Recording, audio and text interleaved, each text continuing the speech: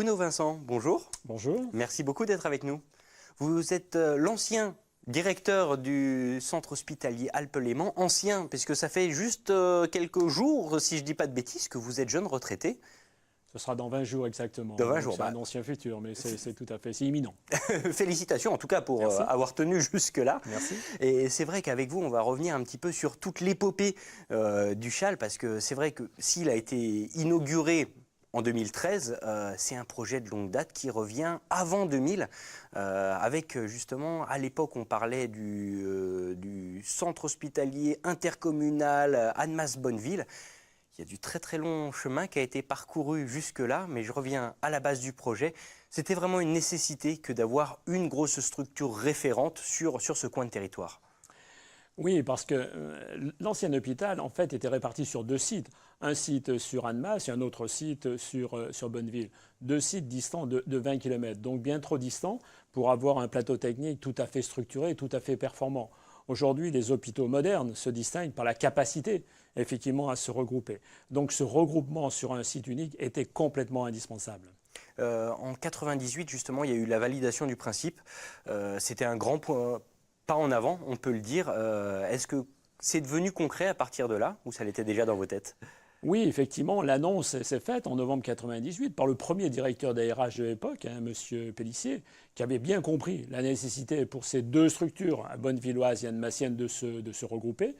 C'était une annonce forte, mais suite à cette annonce, il fallait effectivement trouver un site qui convienne, un site un peu intermédiaire, un peu à mi-distance, qui a fait couler beaucoup d'encre, qui a occupé effectivement et intéressé nos élus, mais dans le bon sens du terme. Et puis il fallait aussi trouver un financement complémentaire, car ces hôpitaux effectivement se construisent grâce à notre capacité d'autofinancement, mais aussi grâce à un financement extérieur. Il a fallu attendre le plan Hôpital 2007, qui est un plan ministériel d'aide au financement des grandes réalisations. Alors, en 2002, le site de Contamine-sur-Arve, Findre-les-Choisy. Voilà. 2009, si je ne dis pas de bêtises, début des travaux. 2012, premier patient. C'est ça. Ça 2007, va vite quand même, donc le plan de financement. 2012, effectivement, les premiers patients. Ça peut paraître à la fois long et court, mais pour nous, hospitaliers, ça fait quand même relativement court. Pourquoi ? Parce que nous n'avons quasiment rien laissé sur les deux sites, puisque les deux anciens sites ont quasiment disparu, ont été effectivement démolis.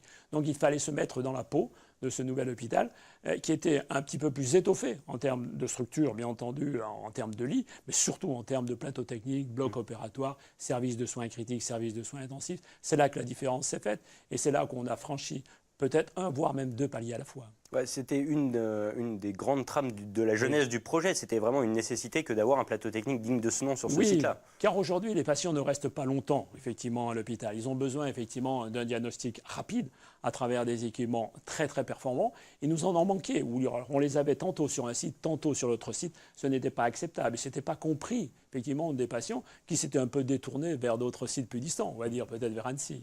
Alors, justement, aujourd'hui, le centre hospitalier continue d'évoluer. Oui. Une nouvelle vague de travaux qui a débuté il y a un an, si je ne dis pas de bêtises. Oui, pourquoi ? Parce que nous n'avions pas tout à fait anticipé aujourd'hui l'avènement, ce qu'on appelle de la médecine ambulatoire. Aujourd'hui, lorsque nous sommes rentrés en 2012, la plupart des séjours hospitaliers en chirurgie, par exemple, se faisaient de manière traditionnelle sur une durée de 4 ou 5 jours. Aujourd'hui, il faut savoir qu'en 2017, 2018, plus d'un séjour sur deux en chirurgie se fait en ambulatoire. Vous rentrez le matin et vous sortez effectivement le soir. C'est une véritable effectivement révolution. On ne s'attendait pas aussi à recevoir autant de consultants externes. Aujourd'hui, nous avons près de 200 000 consultants externes. Donc nos salles d'attente, nos bureaux médecins sont très largement sous-dimensionnés. C'est ce qu'on appelle l'avènement de la médecine ambulatoire, qui avait effectivement été pensé, mais pas à ce point-là, parce qu'effectivement notre réussite est forte dans ce domaine. Alors justement, un nouveau bâtiment, beaucoup de places de parking en plus, oui. 16 millions, un peu plus de 16 millions d'euros d'investissement, et tout ça autofinancé. Tout à fait. Comment c'est possible ? Autofinancé parce que nous en avons aussi la capacité. Je crois qu'il y a eu un succès en termes d'attractivité. Je pense que notre établissement est très correctement géré. Donc nous avons pu générer année après année, effectivement, des excédents aujourd'hui qui nous permettent de financer, d'autofinancer complètement ce bâtiment. C'était la condition. Parce que notre premier bâtiment, notre gros bâtiment, le bâtiment principal, nous avait relativement endettés avec 160 millions d'euros. Donc la condition posée par l'autorité de tutelle, c'était d'autofinancer intégralement ce nouveau bâtiment, ce qui est fait. Et aujourd'hui alors, avec cette nouvelle vague de chantier, on va voir le bout, avoir un hôpital qui sera top conforme? On va avoir effectivement des patients qui vont pouvoir attendre dans des salles d'attente plus confortables, plus spacieuses, avec des médecins, avec des gens qui ne resteront pas effectivement debout. On a doublé notre nombre de consultants en 5 ans, ce qui est considérable. On avait prévu effectivement une expansion, une augmentation, pas à ce point-là. Donc aujourd'hui, c'est vrai qu'on pense surtout aux patients, on pense aux conditions d'accueil de ces patients. Il fallait effectivement faire ces travaux. Donc on augmentera effectivement la surface réservée aux 3 plateaux de consultation externe, médecine, chirurgie, obstétrique. On augmentera aussi nos places d'hôpital de jour, tant en médecine, effectivement en chirurgie. C'était la condition. Donc il nous fallait sortir ce qu'on appelle des services supports, qui ne sont pas complètement, j'allais dire, au contact du premier patient, pour laisser effectivement la place aux patients dans ce bâtiment principal. Alors justement, à partir de là, on est tranquille pour quelques années ou il y a d'autres travaux? Pour quelques années seulement. Le monde hospitalier évolue tout le temps, évolue très fortement et très rapidement. C'est vrai que nous avons aussi un autre projet qui consiste demain, effectivement, à redoter, là aussi, à redonner de la place à notre plateau technique, parce qu'en termes de nombre de salles d'intervention chirurgicale, 8 à 9, c'est tout à fait, effectivement, insuffisant. Et il faudra prévoir aussi une salle pour faire ce qu'on appelle de la radiologie interventionnelle. Donc, on rentre là, on pense déjà aux 5-6 prochaines années. Ah, il faut aller vachement en amont quand même, ça demande beaucoup de travail. Oui, parce que la santé évolue vite. Et on se doit effectivement d'être au rendez-vous en permanence. Sinon, j'allais dire, on perd un petit peu pied et les patients se détournent très rapidement. À partir de 2015, si je ne dis pas de bêtises, il a fallu dépendre un peu de l'ARS, l'Agence régionale de santé, qui a quand même mis des cadres, des bases. Ça a changé quelque chose pour vous concrètement? Oui, nous avons, c'est vrai, un contrôle très étroit de l'autorité de tutelle, qui a surtout un contrôle très étroit sur l'évolution des finances. La protection sociale, le financement de la protection sociale aujourd'hui est un vrai problème. Et c'est normal, effectivement, qu'on ait des comptes à rendre à cette autorité de tutelle.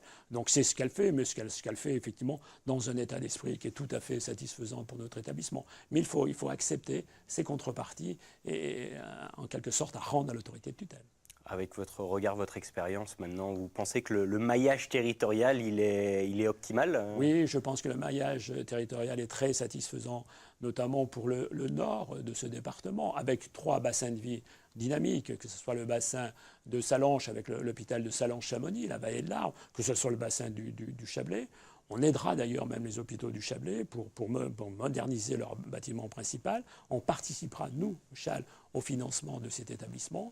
Et je crois qu'à travers ces 3 zones très équilibrées, on essaie là aussi de développer des coopérations, à travers peut-être ce que vous allez me dire dans un moment, à travers les groupements hospitaliers de territoire, développer davantage des filières, moins se vivre un petit peu en autonomie, moins se vivre effectivement au sein de notre zone de vie et se vivre davantage en termes de filières et de gradation des soins. J'avais beaucoup de questions encore, mais c'est vrai que le temps passe vite. Je suis navré. On a déjà atteint le top chrono. Merci. Merci beaucoup à vous d'être venu aujourd'hui sur notre plateau et on vous accueillera avec plaisir à l'occasion.